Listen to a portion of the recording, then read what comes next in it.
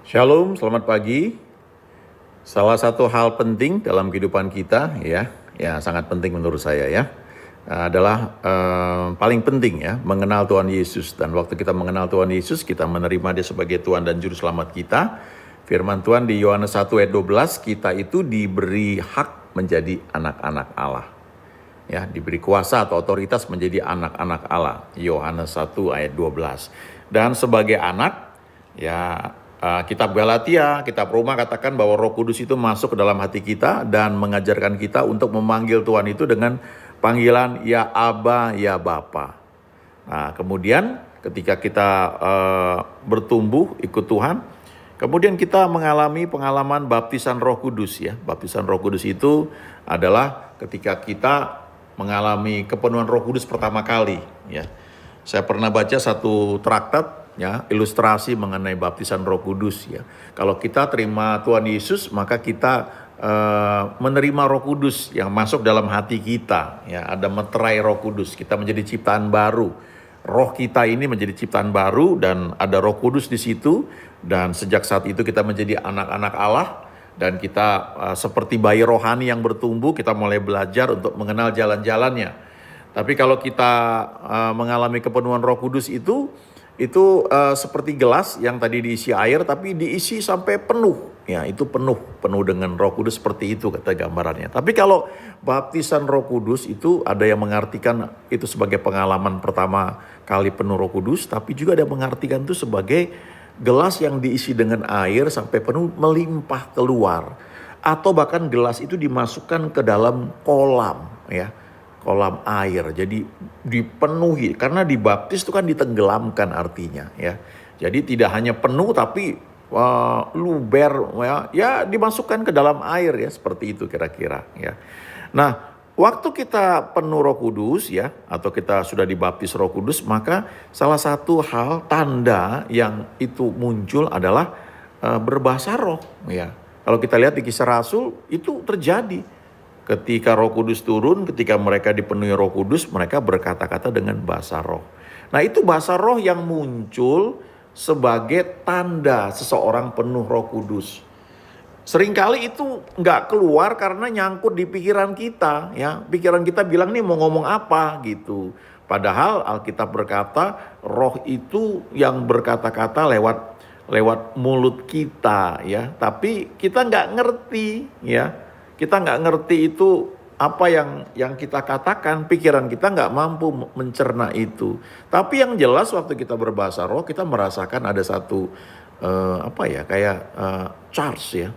Ya lama-lama itu kayak naik ya. Kita punya kadang-kadang di tengah-tengah bahasa roh kita bisa merasakan kasih Tuhan ya. Kita mendengar suara Tuhan dan banyak hal ya. Nah, di sisi lain ada juga yang karunia bahasa roh yang ada dalam 9 karunia Roh Kudus itu ya.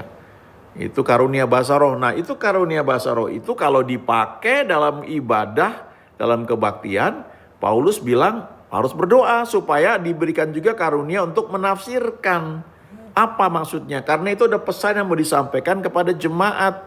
Nah, itu bahasa roh sebagai salah satu dari karunia Roh Kudus atau karunia roh ya. Tapi kalau bahasa roh yang ketika orang didoakan terus penuh Roh Kudus, itu adalah bahasa roh yang muncul yang dipakai untuk membangun diri kita sendiri ya. Itu sebaiknya digunakan sebanyak mungkin, apalagi kalau kita sendirian sambil mandi ya. Kita bisa nyanyi lalu kita berbahasa roh. Kita sambil nyetir mobil sambil berbahasa roh ya. Tapi kalau di angkutan umumnya jangan berbahasa roh, nanti orang bingung ya. Orang heran gitu. Tapi kalau kita sendirian di mobil ya, pakai bahasa roh itu ya. Pakai untuk menyembah Tuhan. Nah, Paulus bilang di 1 Korintus pasal 14 ayat 14 dia bilang, sebab jika aku berdoa dengan bahasa roh, maka rohku lah yang berdoa. Tetapi akal budiku tidak turut berdoa. Lalu ayat 15 dia bilang apa? Jadi apakah yang harus kubuat? Aku akan berdoa dengan rohku, tetapi aku juga akan berdoa juga dengan akal budiku. Aku akan menyanyi dan memuji dengan rohku, tetapi aku akan menyanyi dan memuji juga dengan akal budiku. Jadi rupanya ini Paulus dia praktekkan ya. Dia menyanyi dengan roh ya, tapi dia menyanyi dengan akal budi juga ya. Dia berdoa dengan rohnya pakai bahasa roh, tapi berdoa juga dengan akal budi. Ya, kalau kita perhatikan ya, kadang-kadang kita mungkin terabaikan ya. Oh kalau gitu ini nggak penting berdoa dengan roh ya, pakai akal budi aja. Itu ya saya nggak bisa bilang itu salah ya. Memang Paulus bilang kan tapi dua-duanya Paulus ini ya, dia berdoa dengan roh, tapi dia berdoa dengan akal budi juga. Nah kadang-kadang kita semangat doa dengan roh kita ya, dengan bahasa roh ya. Tapi terus kita lupa sisi untuk berdoa dengan akal budi. Nah ini juga penting. Termasuk menyanyi, memuji dengan akal budi. Artinya apa? Kita menyanyi, memuji dengan pengertian. Kita tahu kata-kata yang kita nyanyikan itu adalah kata-kata yang memang kita tujukan kepada Tuhan. Dan itu biblical ya, alkitabiah. Makanya lagu-lagu yang kita nyanyikan itu juga akan mungkin bisa berubah sesuai dengan pertumbuhan rohani kita. Ya, misalnya gini ya, ada lagu rohani yang mungkin diciptakan seseorang ketika dia tuh merasakan butuh tuntunan Tuhan ya, dan dia begitu rindu akan Tuhan. Lalu dalam lagu yang diciptakan itu ada kata-kata, Tuhan jangan tinggalkan aku ya, Lord Jesus please don't forget me, jangan lupakan aku. Nah itu mungkin kelihatannya kata-katanya itu bagus ya, tapi kalau kita baca firman Tuhan, ternyata itu tidak alkitabiah. Karena banyak sekali ayat yang mengatakan, aku tidak akan pernah meninggalkan kamu. Roh Kudus akan selalu ada beserta dengan kamu. Ya. Nah, mungkin kita pikir, kita kutip dari Perjanjian Lama ya, di Mazmur ya. Kan ada tuh kan kata-kata dari Daud ya, janganlah mengambil rohmu yang kudus daripadaku. Nah, kita perlu lihat konteksnya di Perjanjian Lama, orang seperti Daud ya, semualah orang di Perjanjian Lama itu kan mereka memiliki pengurapan Roh Kudus, tetapi bukan seperti orang-orang Perjanjian Baru ya. Ada namanya the Spirit upon ya, the Spirit upon itu roh di atas kita yang menjadi pengurapan ya, itu pengurapan. Tapi ada juga di Perjanjian Baru kan the Spirit within ya, roh yang di dalam kita. Itu karena kita sudah lahir baru, sudah terima Tuhan Yesus. Jadi kita perlu sadar itu bahwa ada Roh Kudus dalam hati kita. Jadi kalau kita nyanyikan Tuhan jangan tinggalkan aku, ya itu nggak klop dengan firman Tuhan. Kita tidak berdoa atau menyanyi dengan akal budi yang alkitabiah ya. Dan semua lagu atau bahkan ya semua doa kita kalau kita naikkan harus ada dasar firman Tuhannya. Ya, kalau enggak kan itu sesuatu hal yang tidak berdasar di dalam Tuhan. Apa jaminannya kita akan menerima apa yang kita doakan? Jaminannya firman Tuhan ya. Jadi kita perlu baca firman memang, merenungkan dan belajar. Ya gak bisa kita hakimi juga kalau ada orang menyanyikan lagu yang salah menurut kita.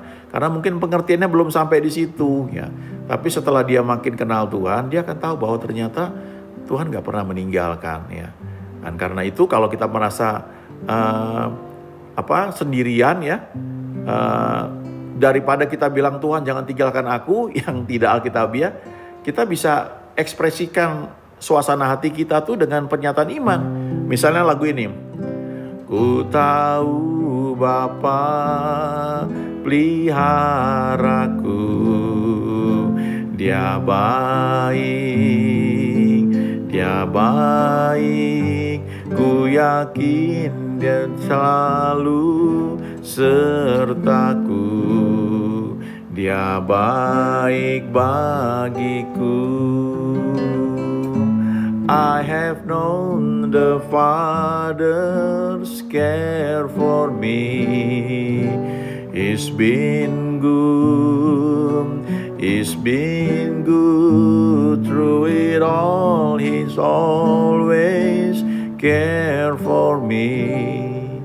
God's been good to me. Ya kira-kira kayak gitu ya. Saya agak lupa kata-katanya.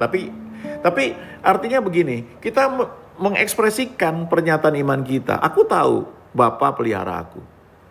Ya, daripada kita bilang Tuhan jangan tinggalkan aku, ya enggak. Kita menyatakan, ku tahu Bapa peliharaku. Ya, lalu refnya ya, lewat badai cobaan, semuanya mendatangkan kebaikan. Ku tahu Bapa peliharaku, Dia baik bagiku. Nah, itu berdoa atau menyanyi dengan pengertian. Karena memang Tuhan bilang, aku yang melihara kamu. Bunga di padang ya, burung di udara aku pelihara, apalagi kamu. Nah, jadi kita ekspresikan pengertian kita itu lewat kata-kata waktu kita berdoa atau waktu kita menyanyi. Ya, jadi istilahnya jangan salah nyanyinya gitu ya. Selalu dasarkan pada firman Tuhan. Nah, banyak ya lagu-lagu lain lagi ya yang kalau kita nyanyikan itu akan membangun iman kita ya. Ada lagi lagu ini misalnya, El Shaddai, El Shaddai, Allah Maha Kuasa, Dia besar, Dia besar, El Shaddai mulia, El Shaddai, El Shaddai, Allah Maha Kuasa. Berkat-Nya melimpah, El Shaddai. Ini salah satu contoh lagu yang bagus ya. Waktu kita sedang mengalami kesulitan misalnya, kita nggak mengerti harus berbuat apa ya. Ini lagu yang bagus ya. Kita bisa deklarasikan, kita nyatakan bahwa Tuhan yang kita sembah adalah El Shaddai, Tuhan yang lebih dari cukup ya. Ada lagi ini misalnya ini ya. Ini lagu udah berapa tahun yang lalu juga ya. Ketika ku hadapi kehidupan ini, jalan mana yang harus ku pilih? Ku tahu ku tak mampu, ku tahu ku tak sanggup, hanya Kau Tuhan tempat jawabanku. Aku pun tahu ku tak pernah sendiri, sebab Engkau Allah yang menggendongku. Tangan-Mu membelaiku, cinta-Mu memuaskanku. Kau mengangkatku ke tempat yang tinggi. Janji-Mu seperti fajar pagi hari,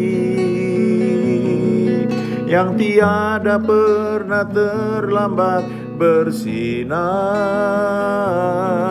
Cinta-Mu seperti sungai yang mengalir, dan ku tahu betapa dalam kasih-Mu.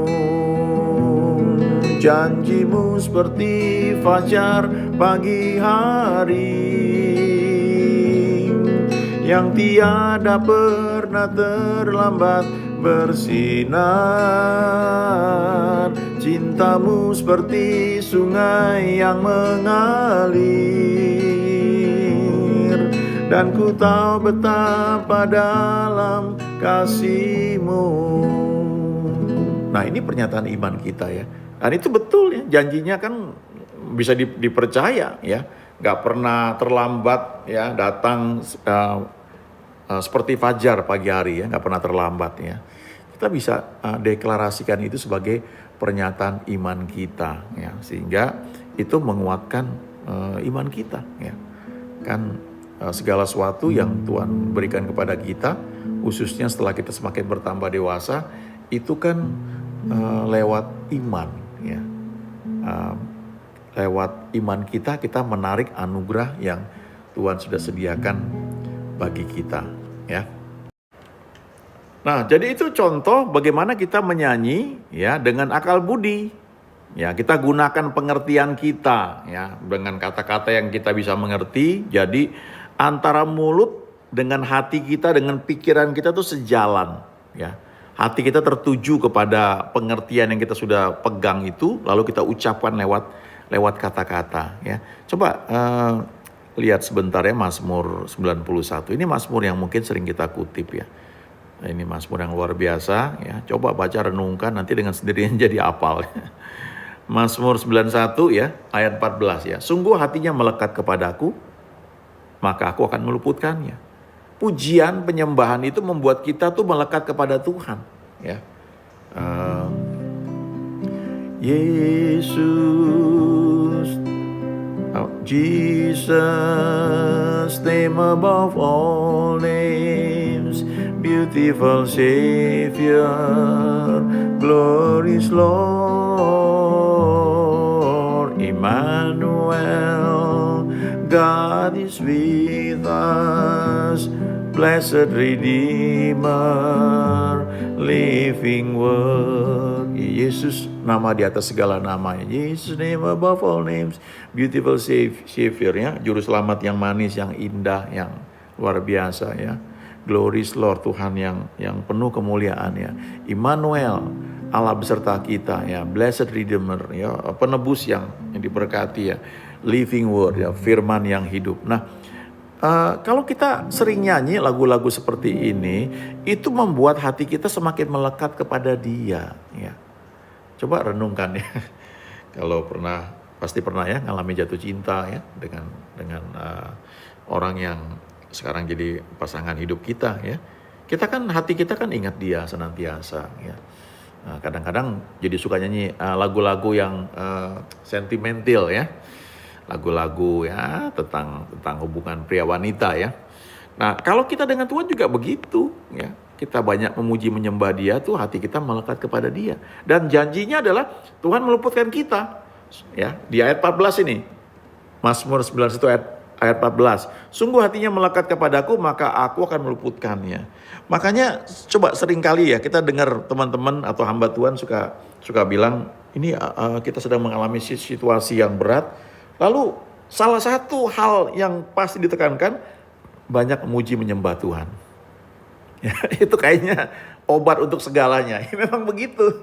Kadang-kadang saya juga mikir ya, kalau ada hamba Tuhan khotbah, ya, dia kasih tahu step-step menghadapi masalah, ya. Nah, salah satunya itu paling sering, ya, banyak memuji menyembah Tuhan. Kayaknya nggak ada lagi yang lain, ya, gitu. Padahal itu betul, ya, memuji menyembah Tuhan itu mengarahkan hati kita kepada Tuhan. Cuma kita kan terbiasa berpikir step 1 apa, ya, step 2 apa gitu, ya. Step 3 apa? Kayaknya sesuatu yang sudah terstruktur dengan baik. Jadi kalau dibilang banyak muji menyembah Tuhan itu rasanya seperti bukan satu saran, ya. Padahal itu saran, ya. Karena itu membuat hati kita melekat kepada Tuhan. Kalau hati kita melekat kepada Tuhan, maka Tuhan akan meluputkan kita. Kadang-kadang kita nggak ngerti ada sesuatu di depan terjadi yang membahayakan kita. Tuhan itu meluputkan kita supaya kita nggak perlu ada di tempat itu. Dia pakai malaikatnya untuk membuat kita tidak berada di tempat tersebut, ya, supaya kita terluput dari malapetaka yang mungkin bisa kena kepada kita. Lalu kalimat berikutnya, aku akan membentenginya sebab ia mengenal namaku. Nah, mengenal ini bicara tentang pengertian yang kita dapat karena kita itu kenal Tuhan, ya. Kita mengenal Dia sebagai Tuhan yang baik. Kita baca firman-Nya, ada dasar firman-Nya. Jadi ini mengisi pikiran kita, ya. Kalau melekat itu bicara soal hati, ya. Tapi kalau mengenal ini di antaranya bicara soal pikiran kita. Siapa Tuhan itu dalam pandangan kita? Dia seperti apa? Namanya itu siapa? Jehovah Rafa, Dia Tuhan yang menyembuhkan, ya. Oleh karena itu ada benteng dalam hidup kita. Lalu ayat 15, bila ia berseru kepadaku, aku akan menjawab. Aku akan sertai dalam kesesakan, aku akan meluputkannya dan memuliakannya. Ya, Tuhan itu menjawab lebih daripada yang kita perlukan. Ya, praktekkan secara pribadi. Amin.